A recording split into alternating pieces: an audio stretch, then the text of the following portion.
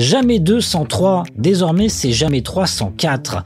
Quatrième vague de Covid-19 en ce moment et forcément beaucoup d'inquiétudes à l'approche de l'Aïd. Avec près de 4000 nouveaux cas par jour, certains internautes se sont amusés à faire croire à l'hypothèse d'un nouveau confinement. Niet a d'ores et déjà répondu le comité scientifique, mais à quoi s'attendre? Quelle est la situation épidémiologique très exactement?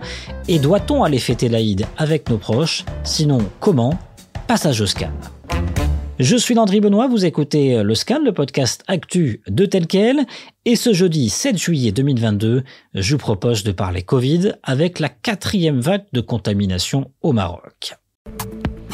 Au Maroc, comme partout ailleurs dans le monde, les cas d'infection au Covid repartent à la hausse et face à cette flambée, le renforcement de l'immunité s'impose pour le ministère de la Santé qui recommande aux personnes âgées de 60 ans et plus à prendre une quatrième dose 6 mois après avoir reçu la troisième.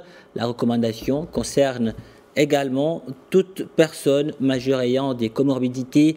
Les Marocains résidents étrangers n'ayant pas un schéma vaccinal au complet sont aussi invités à se faire injecter une troisième dose 4 mois après l'injection de la deuxième. Quatrième vague et quatrième dose du vaccin Covid-19, désormais recommandé pour les personnes âgées et les personnes les plus vulnérables. La fin du Covid sur toutes les lèvres depuis des mois n'est finalement pas encore une réalité. Alors comment expliquer cette recrudescence des contaminations? Quelles sont les caractéristiques de cette nouvelle vague et que faire avec l'Aïd? C'est ce que nous allons voir dans cet épisode du scan avec le professeur Jafar Eikel, épidémiologiste et spécialiste des maladies infectieuses. Mais d'abord, petit cours d'histoire. Rassurez-vous, l'Aïd de cette année ne sera pas annulé. Mais dans l'histoire, sachez que cela est arrivé dans le passé à 3 reprises. En 1963, la guerre des sables provoquée par l'intrusion de l'armée algérienne sur le sol marocain avait provoqué une grave crise économique qui avait poussé le défunt roi Hassan II à annuler la fête du sacrifice. Et puis en 1981, et plus récemment, en 1996, c'est la sécheresse qui a impacté considérablement les récoltes et donc la disponibilité en moutons qui a été à l'origine de l'annulation des festivités. Ce ne sera pas le cas en 2022, même avec cette hausse des cas de Covid-19. Mais revenons au Covid et d'abord les raisons de l'augmentation des contaminations. Elles sont nombreuses et l'une d'entre elles est presque évidente. La vie normale a fait presque son retour et donc plus de contacts. Jafar Eikel. La première raison, tout d'abord, c'est qu'il y a plus de brassage populationnel, plus de rencontres, plus de manifestations, tant sportives, tant festives, tant amicales, où beaucoup de populations se retrouvent et où les gestes barrières ont été quasiment abandonnés. C'est la première donc raison. La deuxième raison, c'est que aussi bien la distanciation physique que le port donc du masque n'ont pas été appliqués, y compris par les gens qui ont des symptômes ou qui en souffraient et qui auraient dû se protéger et évidemment protéger les autres. La troisième raison, c'est qu'évidemment, avec le variant et le sous-variant, particulièrement l'Omicron BA4 et BA5, la transmissibilité est beaucoup plus importante, plus forte que celle que nous avons connue avec l'Omicron classique et le BA1 par exemple. Et enfin, l'autre raison qui est importante, c'est la baisse de notre immunité, de notre protection avec le temps, même lorsqu'on a été vacciné, eh bien cette baisse survient après 6 à 8 mois donc de protection. Jafar Eikel, cette hausse des cas, près de 4000 cas par jour, signifie aussi une hausse des cas graves et critiques? Évidemment, lorsque vous avez une augmentation importante du nombre de cas, mécaniquement, vous aurez un peu plus que normalement de cas graves ou critiques. Si vous avez 1% sur 100 cas, si vous avez 1% de cas graves, eh bien vous en avez 1, mais sur 1000 cas, si vous avez 1%, eh bien vous en avez 10. Donc c'est tout à fait normal qu'on observe mécaniquement également une augmentation de cas graves. Mais lorsque nous faisons une analyse macro en analysant des indicateurs épidémiologiques de gravité comme le taux d'occupation donc des lits de réa, comme par exemple la létalité, eh bien on constate qu'au niveau marocain, la gravité de la maladie par son nombre de cas hospitalisés en réa et en soins intensifs relatifs au nombre de nouveaux cas et par sa létalité n'ont pas du tout augmenté, mais sont restés stables, voire diminués au cours du temps en fonction de la période donc étudiée. Quelles sont les caractéristiques de cette quatrième vague? Eh bien, place désormais à l'Omicron et ses cousins ou petits frères, les sous-variants BA4 et BA5. Jafar Ikl.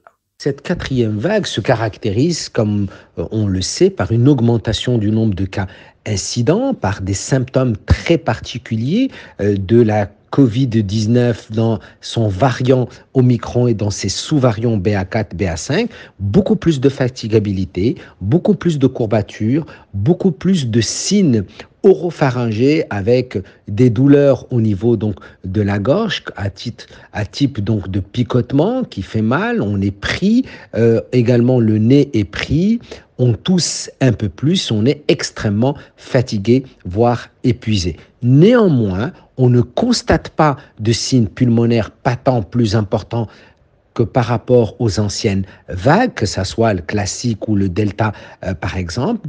On n'observe pas donc de perte de goût et d'odorat, donc le plus souvent, et nous n'observons pas donc de situation clinique extrêmement grave.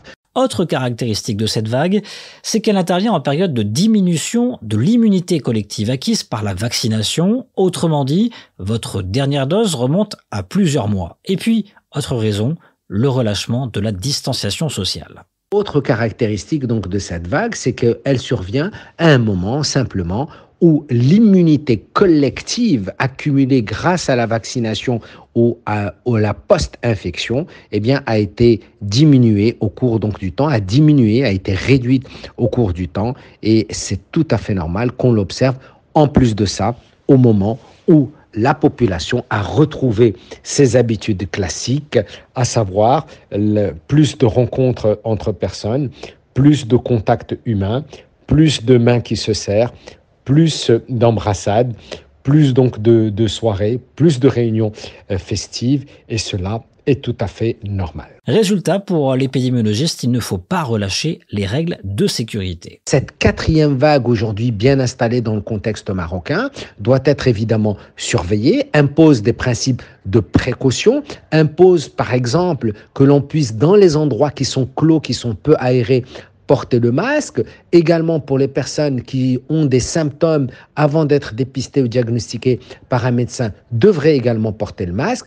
Faire et adopter au maximum dans les endroits qui ne sont pas très aérés une bonne distanciation physique entre personnes. Cela semble donc des gestes barrières minimum.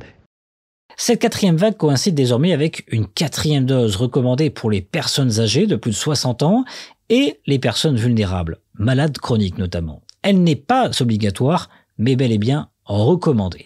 Qu'aussi bien l'Organisation mondiale de la santé, le CDC, préconise ce deuxième rappel ou ce deuxième booster uniquement de façon importante et fortement recommandée chez les personnes âgées, chez les personnes de plus de 60 ans évidemment, chez les personnes qui sont vulnérables et porteuses d'une maladie chronique, ou les personnes ayant des risques assez importants donc de développer donc une infection virale, et particulièrement les personnes qui seraient immunodéprimées.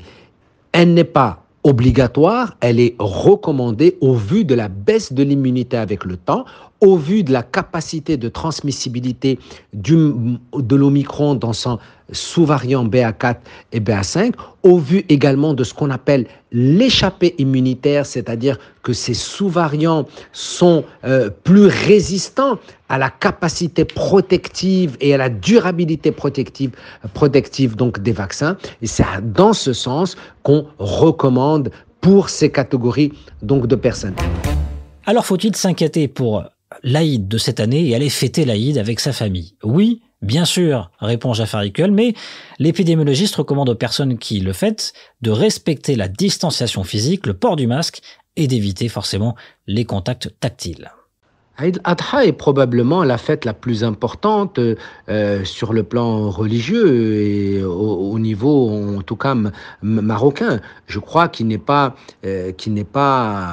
recommandé, si je peux ainsi m'exprimer, de l'annuler purement et simplement. D'abord, je crois que nous n'en avons pas les prérogatives, ni que ça serait d'un grand intérêt. Ce qui est extrêmement important, par contre, c'est de recommander aux familles, évidemment, qui souhaitent se réunir, et aux résidents marocains à l'étranger qui vont venir au Maroc après 2 années donc d'absence pour fêter Eid al-Adha en famille, de se retrouver évidemment en famille, d'essayer de respecter autant que possible un petit peu la distanciation physique, c'est quand même important. Le port du masque si on a donc des symptômes, si on est dans un endroit clos, et surtout éviter les contacts tactiles importants ou les contacts d'embrassade avec les sujets ou les personnes âgées qu'on va visiter. Et surtout, ne pas oublier le port du masque dans les transports en commun, notamment le jour de l'Aïd. Les recommandations pour les transports en commun, puisque beaucoup de personnes vont aller